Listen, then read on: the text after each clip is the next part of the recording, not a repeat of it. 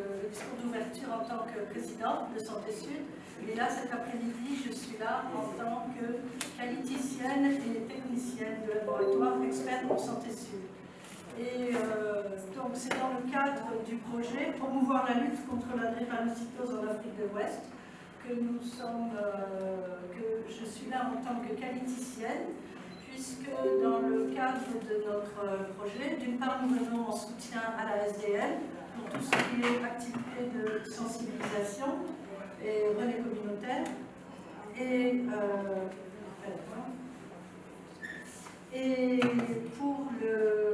quant à ma part, j'interviens sur tous les laboratoires des hôpitaux de Rosso, Alec, Célibavi, Kaïdi, pour la démarche qualité dans les laboratoires, une démarche qualité globale qui démarre à l'accueil du patient, prélèvement, le traitement de l'analyse, le rendu du résultat, pour vraiment améliorer les rendus de résultats.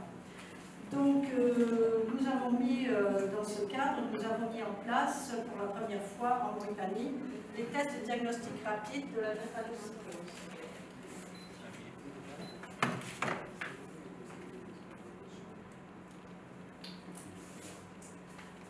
Donc, le dépistage de la drépanocytose, il y a différentes manières. Jusqu'à présent, il n'y avait pas encore le TDR, donc on s'en contentait du test d'Emel.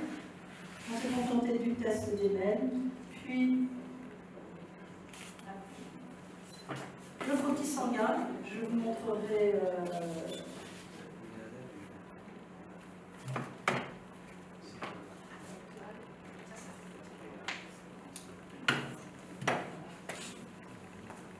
donc le test d'Emel. Vous avez le frottis sanguin où on peut dépister aussi la drépanocytose, mais sur le patient en état en crise.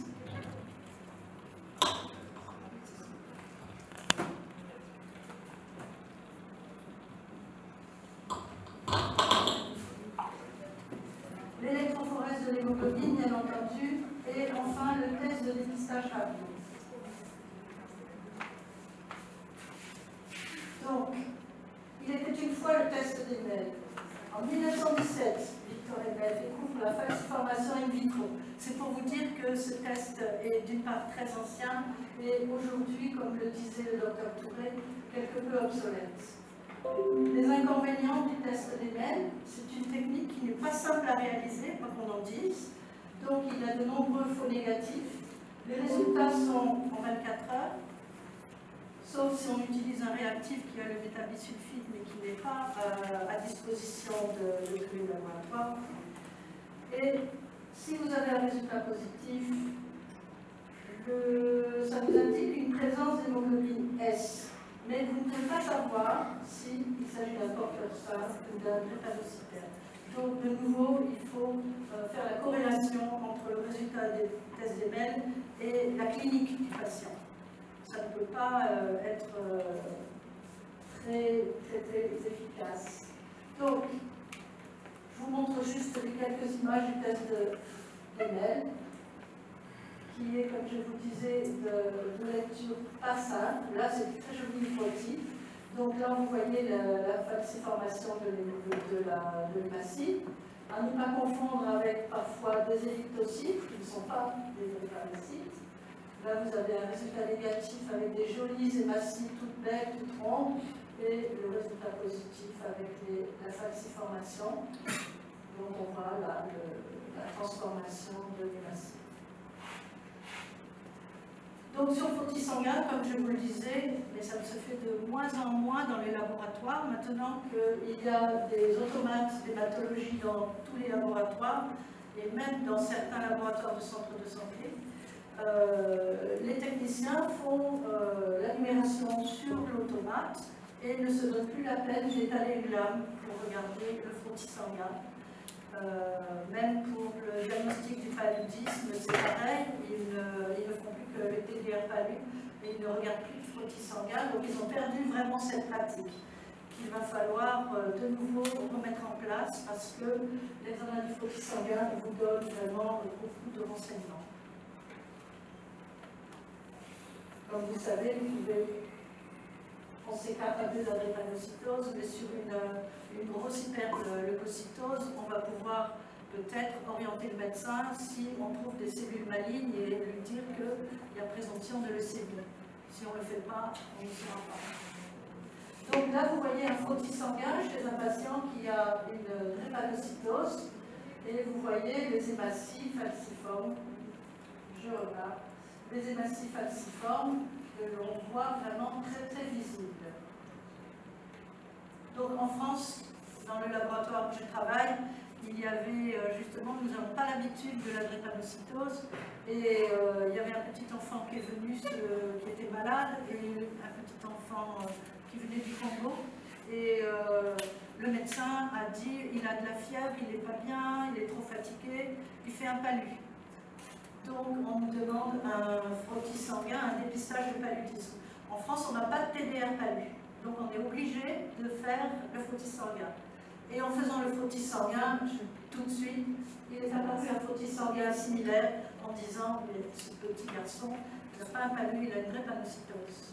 Donc c'est pour vous dire que quand il n'y a pas de test, on a des moyens aussi, si l'on veut, si on veut vraiment intervenir vraiment en tant que technicien de laboratoire avec tout ce que ça représente dans le savoir-faire du technicien, on arrive à faire des dépistages de drépano si on n'a rien d'autre, en fonction de la clinique, bien entendu. Donc, le diagnostic de drépanocytose en Mauritanie. Jusqu'en 2019, seuls les laboratoires publics et privés de Nouakchott étaient équipés pour réaliser les électrophorèses de l'hémoglobine, qui est la technique de référence. Un coût élevé et disparate selon les structures. Ça peut passer du simple au double. Ça peut aller jusqu'à 1 800 €. Les analyses sont souvent regroupées 1 à 2 fois par semaine, qui regroupent un peu des séries, ce qui fait que le rendu du résultat est tardif. Vous aurez un résultat, peut-être le patient doit attendre 3 jours, 4 jours pour avoir son résultat. Donc c'est toujours très compliqué si c'est un patient qui se déplace de loin pour faire cette électrophorèse. Donc, dans le cadre de notre projet, il nous tenait à cœur de décentraliser les diagnostics de la drépanocytose.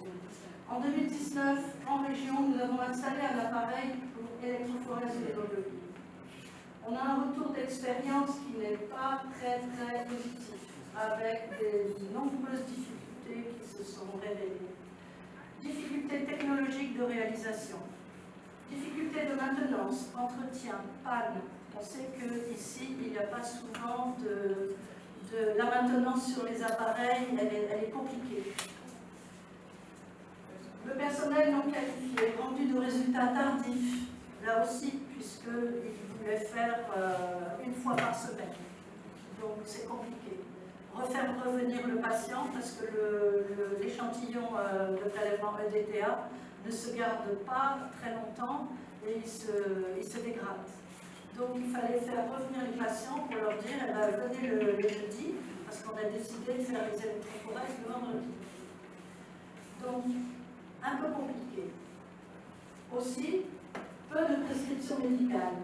Donc ça, c'est un gros travail sur lequel nous agissons, où nous faisons régulièrement des missions. La dernière a été faite, nous l'avons fait ensemble avec le Dr Ndiaye, où il s'est déplacé en région pour refaire de la sensibilisation. Je dis sensibilisation parce que la formation, ils l'ont déjà eu, les médecins, mais peut-être il faut refaire et refaire pour sensibiliser les médecins en région à penser à la drépanocytose quand ils ont un profil de patient avec une symptomatologie. Donc, pour l'instant, il y a toujours peu de prescriptions. Donc, le problème pour le laboratoire, c'était pas d'acquisition d'une technique en routine. Quand on démarre sur un nouvel appareil, pour le maîtriser au maximum, il faut faire et refaire et s'améliorer. Et là, bien sûr, il y avait tellement peu de prescriptions que ça a été un petit peu complexe. Et paradoxalement, alors qu'il y a un appareil d'électrophorèse de l'hémoglobine, les médecins continuent de prescrire des tests TML.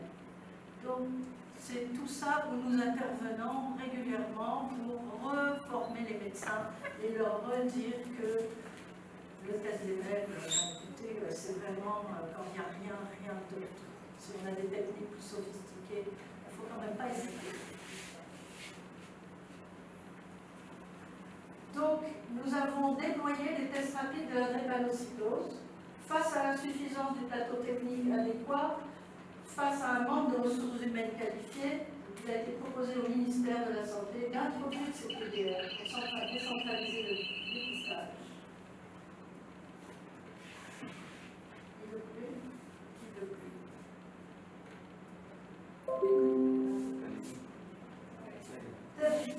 Un test de dépistage rapide.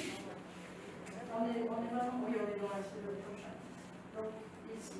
Un test de dépistage rapide, simple, facile à réaliser. Un résultat en 5 minutes. Un test de diagnostic fiable, comme vous l'a dit le Dr Touré, où tous les tests de validation ont été faits au Mali. Et un test au coût abordable. Et ça évite un déplacement long et coûteux aux patients. Alors, vite fait, je vous montre un petit peu en quoi il consiste. On prélève une goutte de sang sur le doigt du malade ou bien dans le tube, c'est pareil. On met ces 5 microlitres dans le flacon d'émolisant, ce qui fait que ça va hémoliser totalement les globules rouges. Et c'est cet hémolisa que l'on verse 5 gouttes dans le petit trou du test rapide. Et là, nous avons un résultat. Et donc, comme vous pouvez voir, un résultat très simple à interpréter. Donc, il y a toujours la ligne de contrôle qui reste positive, puisque ça nous montre le bon état du test, un petit peu comme dans tous les tests rapides, nous avons ça. Et ensuite, vous avez, vous voyez, là, un trait au niveau du A, seulement un trait. Ce patient est donc AA, normal. AS, nous aurons un trait en A, un trait en S, et c'est donc le trait drépanocytaire. Ici, nous avons un trait seulement en S, et ça nous montrera qu'il n'y a que du S, et c'est un patient SS. Ici, c'est AC, et on a mis un trait drépanocytaire, mais comme le disait le Dr Touré, ce n'est pas un trait drépanocytaire, puisqu'il n'y a pas de S. C'est juste la présence d'une hémoglobine C. Et ici, vous avez un patient qui est SC, donc c'est une drépanocytose SC. Donc, comme vous le voyez, c'est ultra simple, ultra rapide, et vous avez tout de suite un diagnostic posé. Alors, selon le cas, il faudra bien sûr, surtout quand vous avez du SS, il faudra certainement confirmer par une électrophorèse de l'hémoglobine. Et d'autant plus qu'il peut y avoir le S-bêta, et là, ça ne met pas du tout en évidence la fraction bêta. Ce qui est intéressant aussi, c'est d'avoir le pourcentage de S. Donc, dans la prise en charge ultérieure du patient drépanocytaire, il y aura bien sûr à faire une électrophorèse de l'hémoglobine, qui se fera quand les médecins référents section Nouakchott, ça se fera donc à Nouakchott, que ce soit au CHM ou dans d'autres laboratoires. Donc le test de dépistage rapide, en février-mars 2022 de cette année, nous avons déployé les TDR drépanocytose dans les 4 wilayas du Trarza, Ratna, Dordogne et Bidimara.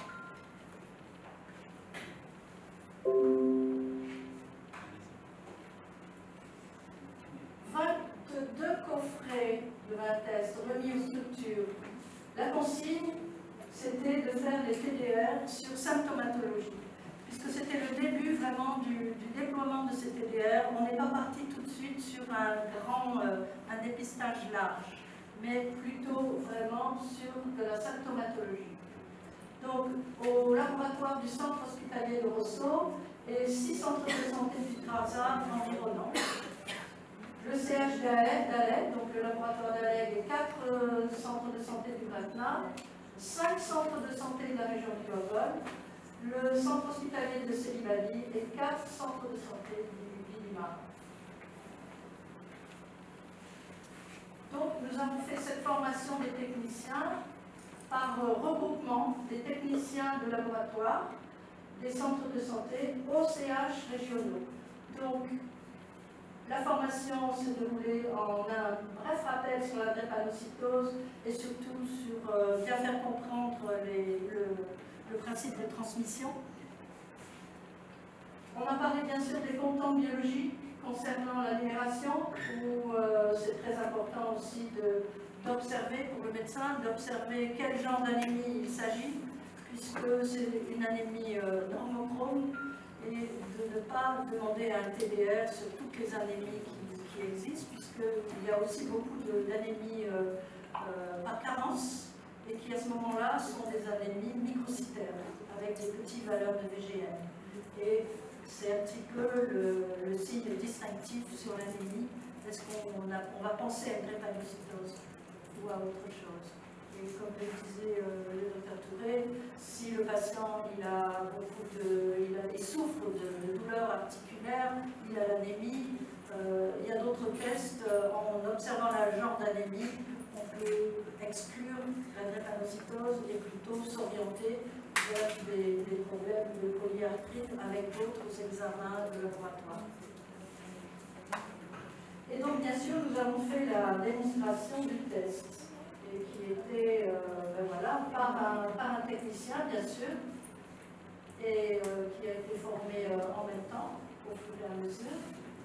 Et donc, voilà, c'était assez extraordinaire quand ils ont vu que tout de suite, le trait apparaît et on peut poser le diagnostic. D'autant plus que nous avons fait un test à chaque fois avec un patient où on supposait, et le premier test fait à Rousseau, c'était sur une petite fille SS. Donc là, ils ont vu que vraiment c'était fantastique. Le test était super. Donc, pour le suivi des techniciens dans le dépistage de la drépanocytose, nous avons créé aussi des groupes WhatsApp par wilaya. Et comme ça, à chaque fois qu'un technicien d'un centre de santé fait un test, il envoie la photo du test sur le groupe. Cela permet à tous les techniciens de la région de réagir sur le groupe, de poser des questions sur les symptômes du patient. Et je suis moi-même dans le groupe où je peux intervenir pour donner des conseils, etc. Et nous utilisons également le groupe WhatsApp pour le recueil d'indicateurs. Donc, ils envoient chaque fin du mois, on leur a mis à disposition des tableaux, des relevés d'indicateurs qui nous disent si c'est un homme, une femme, l'âge et qu'est-ce qu'ils ont trouvé comme résultat.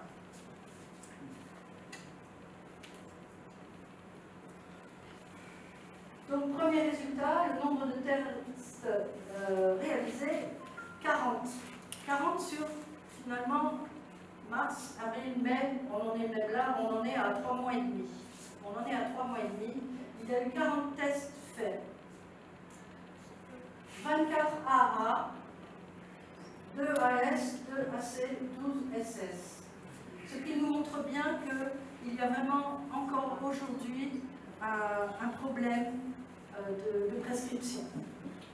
Vraiment, on ne prescrit pas assez de tests et voilà, ça c'est ensuite l'activité qui va être suivie par le docteur Ndiaye lors de prochains déplacements pour toujours sensibiliser les médecins à orienter leur diagnostic et à prescrire davantage de TDR. Et on voit que sur les 40, il y a quand même 24 AA, donc bon, l'orientation de diagnostic éclairé n'était peut-être pas complètement bien ciblée.